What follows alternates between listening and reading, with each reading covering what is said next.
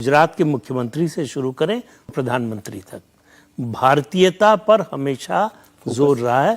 भारतीय संस्कृति, सनातन संस्कृति, उसकी पुनर्स्थापना होनी चाहिए। जो कमजोरी है वो दूर होनी चाहिए। ये वो जो काम कर रहे हैं वो दरअसल 1947 में होना चाहिए था। सरदार पटेल का स्टैचू अगर आज बना है नरेंद्र मोदी के प्रधानमंत्री बनने के बाद, तो ये उससे पहले की सरकारों के लिए शर्म का विषय है। तो ये नाम जो आपने अभी कहा कि नाम कोई नया नाम तो आ नहीं रहा है। भारत नाम संविधान में भी है, और भारत नाम होने से आपको समस्या क्या है? मतलब अगर कोई इसमें गलत संदेश जा रहा हो, कोई भारत के देश के विरोध में कोई उससे संकेत निकल रहा हो, तब भी समझ में आती है बात।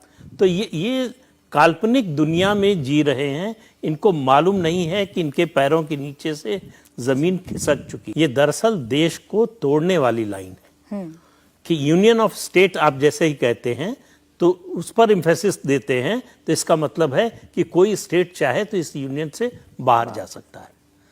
और तो इस तरह की बात विदेश में जाकर राहुल गांधी ने कही, उसके बाद कांग्रेस ने उसका समर्थन किया और कुछ पार्टियां उसका समर्थन करती हैं।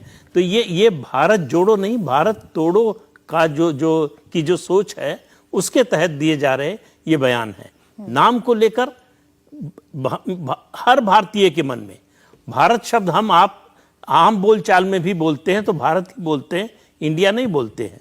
तो इसलिए भारतवर्ष कितने हजार साल पुराना है, नाम है और देश है, ये सबको मालूम है। तो कांग्रेस पार्टी और उसके साथियों को दरअसल समस्या भारतीय संस्कृति और सभ्यता से है।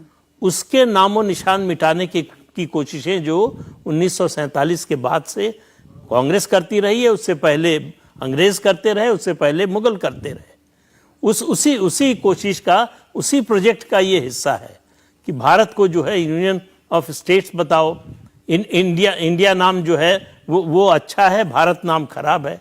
ये कौन तय करेगा? सवाल ये है कि अगर सरकार ये प्रस्ताव लेकर संसद में आती है संविधान संशोधन का नाम बदलने का, तो किसी पार्टी की ये हिम्मत है कि इसका विरोध करे, विरोध करके चुनाव में जाए? तो ये कहने के लिए जो है आप जो बातें बोल रहे हैं वो दरअसल विपक्ष जो सोच रहा है, बोल रहा है, वो जो आम लोग सोच रहे हैं, बोल रहे हैं, उसके ठीक विपरीत है। तो आप जनमानस को समझ नहीं पा रहे।